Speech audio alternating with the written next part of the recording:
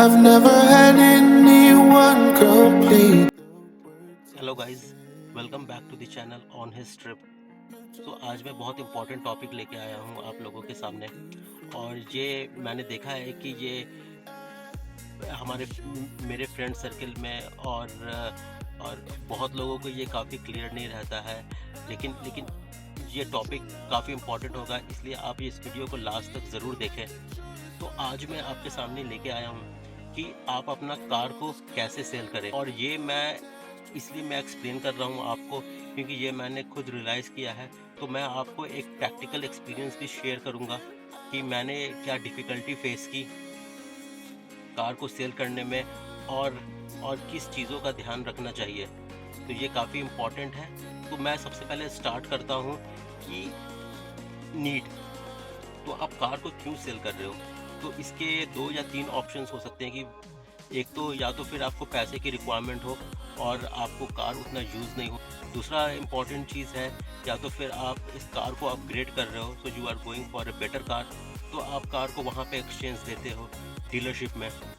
और थर्ड है कि आप कार परचेज कर रहे हो, लेकिन आपको कार जल्दी परचेज नहीं करना। You want to first sell your car and then maybe after a month you are planning to buy a new car.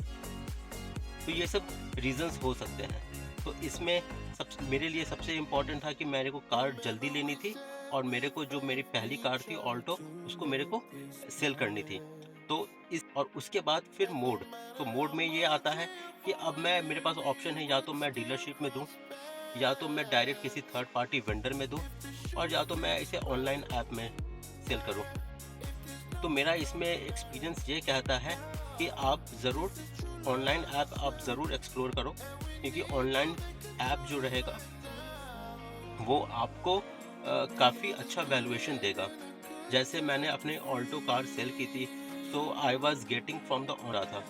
तो कार्स 24 कोटेड समवेयर अराउंड 2,20,000। तो मैंने ऑल्टो परचेज की थी इन अक्टूबर ऑफ 2016, और मेरे को स्पिनी कोट कर रहा था अराउंड 2,40,000। और ये तो ऑनलाइन ऐप आपको हमेशा थर्ड पार्टी या आप डीलरशिप में एक्सचेंज कर रहे हो, उससे बेटर डील देगा। और में relationship manager will contact you, लेकिन मेरे को डिफ़िकल्टी इसलिए हुआ क्योंकि मैं अपने कंफर्टेबल टाइम के हिसाब से उनको कॉल नहीं कर पा रहा था, क्योंकि मेरे पास उनका कोई नंबर नहीं था। तो they will be calling on some generic number from generic number, so when you try to call them on that number, so you will not get a proper response. It will go to some other, it will say the number is invalid, because I think for them it's only outgoing is allowed.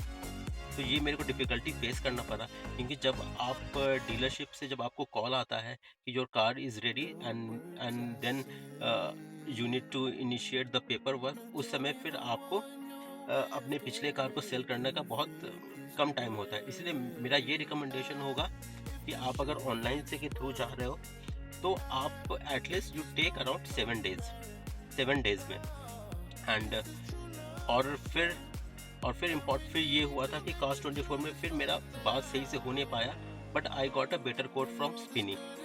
तो स्पिनी में फिर मेरे को अच्छा quote आया था, and it was like a non negotiable, and they have some timeline for that as well, कि आपको दोनों में आई थिंक टाइमलाइन था कि आपको इस टाइम तक कार अपना सेल करना है। तो फिर उसके बाद क्या हुआ कि then the next step is like they will ask for inspection. तो आप अपने कंफर्टेबल टाइम के हिसाब से आप अपना इंस्पेक्शन शेड्यूल करा लो, and their representative will come to visit you, they will inspect the car. और वो कार इंस्पेक्ट करने के बाद फिर वो सारे डिटेल्स कार के जैसे होते हैं, they will be checking the engine, they will be checking कि कहीं पे कोई डबल पेंट नहीं है, so they will come with that. वो पता नहीं वो इक्विपमेंट होता है जिससे they can just check the thickness of the paint, ये डबल पेंट तो नहीं है, फिर कुछ डैमेज तो नहीं है। So they will be doing a thorough inspection, and after that वो सारी डिटेल्स वो ऐप में फीड करते हैं वाले, and after that then you will get the final code which is like a non negotiable in case of Spinny. But Cars 24 में आप negotiate कर सकते हो। तो कार्स 24 में जब मैंने नेगोशिएट किया, so they started from 1,90,000 and after that it went up to 2 lakh, somewhere around 2 lakh. लेकिन स्पिनी ने मेरे को काफ़ी अच्छा कोट दिया था, इट वाज अराउंड 2,40,000. तो ये सब सही था, सारा चीज़ हो गया था. Now the next important, the very important thing when you will be selling your car through an online app is the challan. क्योंकि चालान मैंने ये देखा नहीं था और ये सबसे बड़ा मेरा सबसे प्रॉब्लम क्रिएट किया. तो उनके तरफ से कॉल आया और ये मेरे को भी पता नहीं था कि मेरी गाड़ी पे चालान हो सकता है. और मेरे को याद है कि जब मैं दिल्ली गया था तो उस समय 1-2 चालान हुआ था मेरा. लेकिन उसका फिर सबसे बड़ा प्रॉब्लम था कि मेरा नंबर पता नहीं, मतलब डिटेल्स उनके पास नहीं होगा, इसलिए मेरे को कोई मैसेज नहीं आया और ना तो मैं इसे ई चालान वेबसाइट में देखा. लेकिन जब मेरे को स्पिनी से कॉल आया कि आपकी गाड़ी पे चालान है and you need to clear those before selling your car. तो ये बहुत इंपॉर्टेंट पॉइंट है कि अगर आपके गाड़ी पे चालान है और आपको गाड़ी सेल करना है तो आप सबसे पहले उस चालान को पहले क्लियर कर लो. सो उसके बाद प्रोसेस क्या होता है कि once everything will be finalize then they will ask you to share your bank details. तो आप अपना बैंक डिटेल्स उनको शेयर करते हो और उसके बाद तो next day, let's suppose tomorrow is the date of delivery in the sense कि they will be taking the delivery of your car. उस केस में क्या होगा कि आपको अपने दोनों keys, so you need to keep your both the keys available. जो इम्पोर्टेंट है वो है अमाउंट. और अमाउंट के लिए क्या होता है कि they will be asking to share with you the bank details. वो कैंसिल चेक मांगते हैं. यू नीड टू प्रोवाइड और upload the documents through the app only. Cancel cheque, फिर वो अकाउंट वेरीफाई करते हैं and once they will be taking the keys then they will send the amount which is as per the final agreement between you and the vendor. तो आपके account में फिर पैसे आ जाएंगे and then you can adjust that amount when you will be buying your car. तो ये process और बहुत इंपॉर्टेंट है कि आपकी कार कहाँ की है. तो मेरे पास जो ऑल्टो थी वो तमिलनाडु में मैंने परचेज़ किया था और मैं उसे NCR में सेल किया.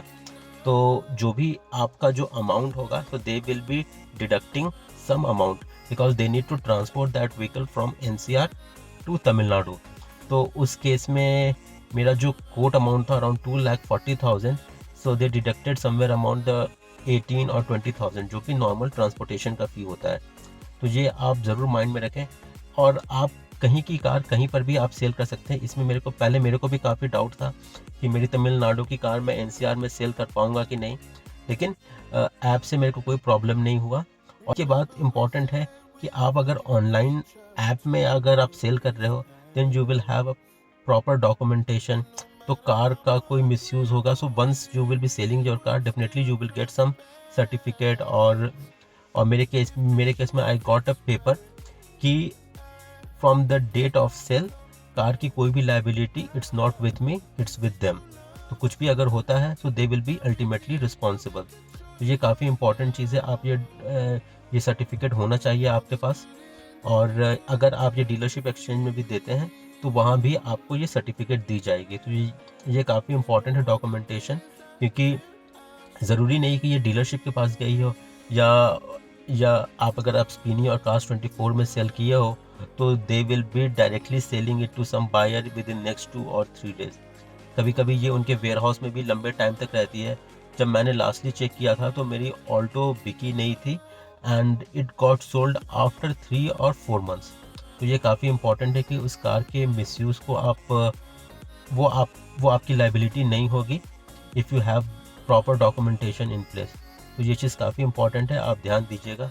और आप ये ज़रूर बताइए कि ये आपको वीडियो कैसा लगा, ये इन्फॉर्मेटिव था कि नहीं. और अगर कुछ और पॉइंट्स जो आप मेरे को कवर करना चाहते हो आप कमेंट बॉक्स में उसको ज़रूर मेंशन कीजिए ताकि मैं उसको नेक्स्ट वीडियोज़ में कवर कर सकूं. और आप ये ज़रूर बताइए कि आपको ये वीडियो कैसा लगा. And please do subscribe my channel and like and share my videos.